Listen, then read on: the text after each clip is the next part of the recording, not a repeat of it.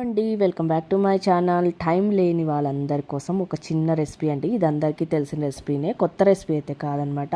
So మిగిలిపోయిన అన్నంలో లేదా వేడి అన్నంలో ఉంటే కొద్దిగా ఉప్పు, కారం, అల్లం వెల్లుల్లిపాయ పేస్ట్, కొద్దిగా వేడి నూనె వేసి బాగా కలుపుకోవాలండి. లైట్గా కరివేపాకు అండ్ ఇంట్రెస్ట్ ఉన్న వాళ్ళైతే అందులో కట్ చేసిన ఆనియన్స్ కూడా వేసుకుంటే ఇంకా చాలా బాగుంటుంది.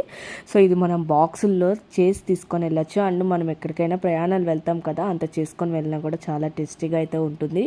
మీరైతే ఒక్కసారి ట్రై చేసి చూడండి ఈ రెసిపీ. సో ఇది చాలామందికి తెలిసిన రెసిపీనే, ఇది కొత్త రెసిపీ అయితే కాదనమాట. ఓకేనా, థ్యాంక్ యూ అండి welcome back to my channel. Time లేని వాళ్ళందరి కోసం ఒక చిన్న రెసిపీ అండి. ఇది అందరికీ తెలిసిన రెసిపీనే, కొత్త రెసిపీ అయితే కాదనమాట.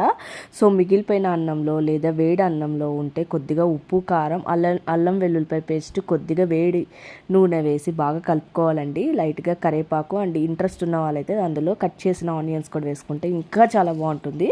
సో ఇది మనం బాక్సుల్లో చేసి తీసుకొని వెళ్ళచ్చు. అండ్ మనం ఎక్కడికైనా ప్రయాణాలు వెళ్తాం కదా, అంత చేసుకొని వెళ్ళినా కూడా చాలా టేస్టీగా అయితే ఉంటుంది. మీరైతే ఒక్కసారి ట్రై చేసి చూడండి ఈ రెసిపీ. సో ఇది చాలామందికి తెలిసిన రెసిపీనే, ఇది కొత్త రెసిపీ అయితే కాదనమాట. ఓకేనా, థ్యాంక్ యూ.